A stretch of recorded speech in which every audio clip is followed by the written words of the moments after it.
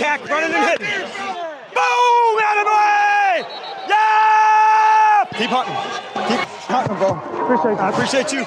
Okay, so in this video, we're talking about contain, and this is a big pickup by the Commanders, but could have been worse if this corner doesn't help. Typically, when you have a defensive set, your defensive end, right, or your outside linebacker is going to have contain. They run a stunt in this, right? So this defensive end is actually crashing down, and this linebacker needs to scrape over top, right? You can see, I mean, there are a variety of reasons why he doesn't do it. If you actually want to see why he doesn't do it, it's because this guard is coming here and giving them like counter action. So this linebacker, instead of scraping over top, is seeing some run action inside, and he gets caught inside, right? But you can see that he doesn't get outside, right?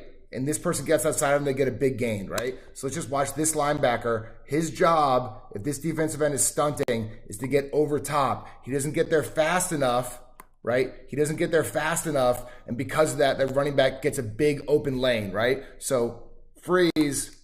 We've lost our C gap here. There should be a player forcing him back in. Luckily, there's another level of contain here, right? So this cornerback, he's in open field with a running back, right? He's getting his butt to the sideline. He's pinning this receiver in, and now he's forcing this running back in this lane, right? So still big pickup from the offense, but by forcing him back in, he has 1, 2, 3 people here to help make a play. Whereas if he goes inside and that running back cuts out, he's got no chance, right? So even on the second level, even after a big gain, getting your butt to the sideline, forcing the players back inside is going to help mitigate losses. And the basic premise of contain is we have to keep the running back or the runner inside of us, right? Remember, all of our help in the defense is inside, so we're trying to keep things inside of us. Now, a really good way to break contain, especially if you have a quarterback like Jayden Daniels, is you run RPO. So you run RPO here, right? And this is my contain player, right? He's coming up, he's an overhang, and Jayden Daniels is reading this guy, right? So he sees that this guy is pinched in inside, and so he's going to keep the ball, and he's going to break outside, right? He's going to keep the ball, and he's going to break outside, right? So this is really hard for the defense, but this is why they run RPO. Is a lot of these schemes, when they run on offense in the NFL, is they're going to make you lose, right? So if you have a corner out here, they're going to run smash, they're going to run a hitch, and they're going to run a corner. They're going to make you choose, and then they're going to make you pay with what you don't choose. So same thing when they're running RPO here. They're reading this overhang player, right? If he's not wide enough, he's going to keep the ball and take it outside. And you can see when he breaks contain here, right? So they have a pulling guard as well. But when Jayden Daniels gets out on the edge and he breaks contain, bad things happen to a defense. This is an 8-9 yard gain on first down. That puts him up for second and short. That's a dangerous place to be as a defense, right? So when we're talking about contain, we're thinking about playing outside in, right? Keeping everything inside of us rather than just everyone trailing. You can just see right here from the angles, this is not going to be a good play from the defense, right? They get outside the edge, they break contain, pick up a lot of yards. All right, so we're thinking about taking contain here, right? This is a tough play to keep contain on, but I think what it shows is a lot of guys in an absolute dogfight to stay in their gap, right? So when we talk about gap defense, we're talking about the gap next to the quarterback is the A gap, the next gap is the B gap, the next gap is the C gap, the next gap is the D gap, and then E. You actually have 2 tight ends here, so you see like there's a lot of gaps to cover here, right? But let's just watch this defensive end right here, right? So he has A, B, C, D gap. He's on the outside shoulder. And if you just watch him, he's attacking the outside shoulder. Set, go. He's attacking the outside shoulder. And now he's in a dogfight, right? Watch that. He's in a dogfight to widen this play out because he does not want anyone to get in this gap where he's supposed to be. Set, go. He's pushing the outside shoulder. He's going flat down the line to push this play. Right, now let's watch the next person in this defense, right? So the next person in this defense, he's going to be in the C gap. The next person, the D gap, he is in the E gap. His responsibility is to get outside of this person right here. So we can watch him. He's attacking outside, right? It's not as clean as butt to the sideline as we'd like to see, but he's attacking outside and keeping his outside shoulder free.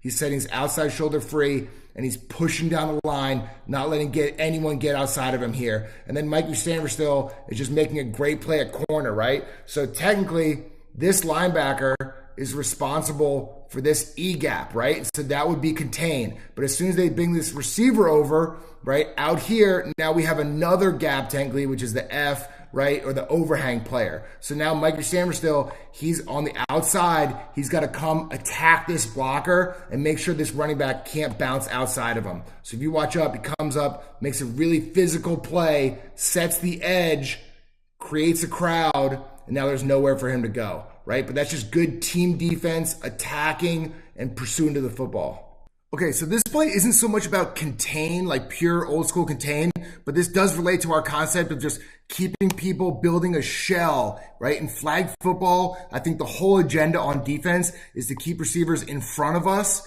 and keep receivers and ball carriers inside of us, right? So we go back to the beginning of this play, right? He's out in space. They're going to complete this pass. But let's watch what happens when he gets in space. Now freeze. We're one-on-one here, right? We're one-on-one. It looks like we're one-on-one. Remember, team defense, we are never one-on-one. So if this is flag football right now and I have a defender in the open field against a ball carrier, I'm telling him attack this outside hip and force him back in. Look at all the players ready to help if he forces him back in, right? All these players are ready to help when he forces him back in. But you can watch this. He attacks him head up. He misses this tackle. And now the ball carrier is getting an extra free 10 yards, right? So when we go back to this here, guys, like when we go back to this, if you're in the open field with a ball carrier, just remember, try to push him back inside. Push the ball carriers back inside to where your help is coming. If you're one-on-one like this in the field, right, just remember, help is coming. Put your butt to the sideline, force him back in, and lead him into your defenders. And another thing, put yourself inside the mind of this ball carrier.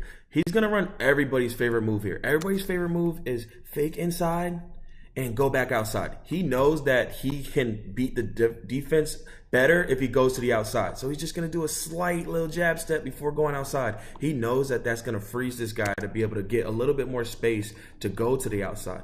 You guys don't even know what horses are, but they used to fight battles with horses. And what the coaches used to always tell us when watching film is the cavalry is coming, right? The cavalry is coming. The cavalry, all your reinforcements. Everyone is coming to help you. Everyone's coming to help you. Everyone's coming to help you, right? All you have to do is turn this guy back inside and use your team to play team defense.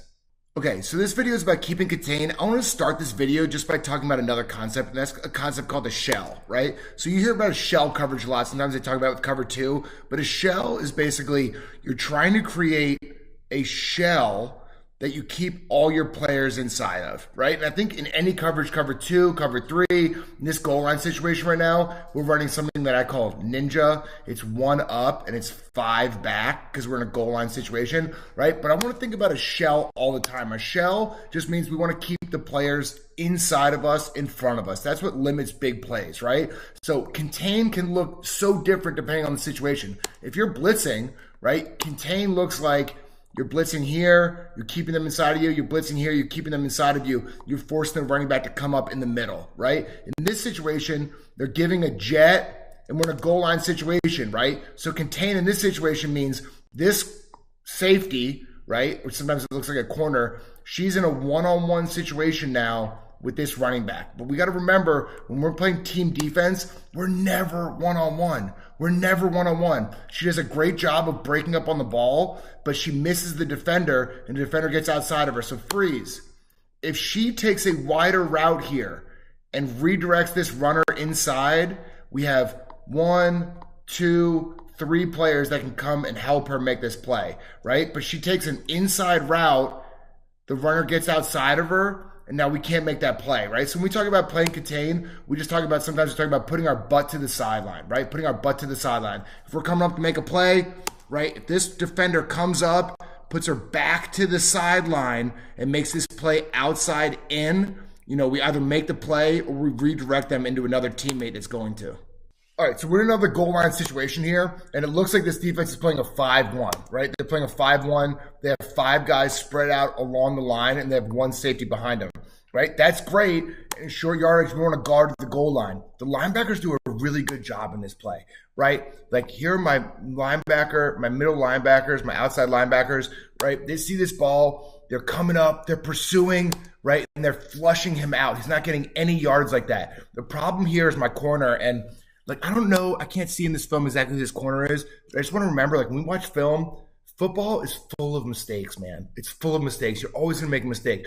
The biggest thing when you make a mistake is just don't take it personally, right? Don't take it personally. Just try to learn from it, right? But if we're 5 across in this situation, this corner, his first step should be back and out, right? He has this 1/5 of the field. Sometimes it's such an easy habit, but if you watch here, this corner, he does like what we'd call the hop of death, right? The hop of death is you should be out here in your space, but you're watching the quarterback and you kind of hop to the inside, right? That's not going to help us. That's not going to help us. But even now, this cornerback, his linebackers, right? Look at these two guys in these play, right? Look at these two guys in this play. They're flushing him out. They're flushing him out. All this cornerback needs to do is come up, set the outside edge, put his butt to the sideline. We say it 1,000 times, but if you actually do it, if you come up and set the edge, butt to the sideline, even if you miss that flag, your other linebackers are coming to help you, right? Your other linebackers are coming to help you. So if you're the outside player, right? If you're the outside player here, this cornerback's doing a good job actually of keeping his butt to the sideline, right? Get your butt to the sideline, attack the outside hip. You can actually see here a little bit in this film, he's going for the inside hip, right? He's going for that inside hip. If you go for the outside hip, force him back in, you're going to stop this. So I can't tell you for sure, but I feel like there's a song where the chorus goes, "You're never alone." And you need to remember, when you're playing team defense, you are never alone, right? This corner here, right? He's doing a good job. He takes a drop. He's going high to low. He breaks him the ball, right? In this situation, we're going to make this play. We have 1, 2. We do so many drills at Flagstar. We have an inside person and an outside person. We call it playing inside-outside net defense, right? If he just comes up and attacks this outside hip, he's either going to pull this flag, right, or he's going to redirect the runner inside. You can just see from here, he just attacks him straight on, right? He attacks him straight on, and he gets outside of us. So let me say 2 things about this. The first is this. You're an outside corner. Remember that these are the older guys, so they're playing a full field, right? So it looks like he's a little bit towards the middle, but he's doing a good job at corner. He's backing up. He checks down. He's attacking the ball. He's doing a good job. Now just keep attacking outside. Keep attacking outside and force him back in. One way I think that we deceive ourselves is a lot of times in games, we'll be in bad position, and like this cornerback will come up, the body of the runner's outside of us, and we still pull the flag and we think, okay, we made that play, right? If you're playing contain, and you're attacking, and you're playing contain, even when you pull the flag, that runner's body should have to be forced inside of you, right? So just watch it one more time, but these are simple things, but it's just the yards and the simple steps that save us. If he comes up here, attacks outside, puts his butt to the sideline, we're going to make that play. He cuts in, and he's playing one-on-one ball, and we end up paying for it. All right, here we go. So this is a video on contain, but let's just keep thinking about this shell concept right now. So they're playing cover 2 pretty obviously to me because they're not disguising coverages, right? They have 2 high safeties. That means this guy's a corner, and his responsibility is playing high to low out here. His first step should be back and out. He's playing high to low, right? He does a little bit of like this hop skip of death where he's looking at the quarterback and he's getting sucked into the middle of the field, right? He's getting sucked into the middle of the field when he should be playing out here, right? This jet is now getting handed off. Now, if you watch this running back, he does like this tricky stuff where he's like pretending like he's going to throw the ball. You're not throwing the ball, right? It's a jet. We know the rules. We know that a handoff can't throw the ball, right? But if you're this corner, first of all, you should have been out here in the first place, right? You should have been out here. And as soon as you see that ball handed off, you should be sprinting. Even now, he can correct himself. Sprinting to the sideline, right? You want to edge and try to get to the outside hip of this running back. Sprint to the sideline. Put your butt to the sideline. Force him back in. Look at all the people that can help if he forces him back in, right? If this person gets outside of us, we can't do anything except for get ready for the conversion.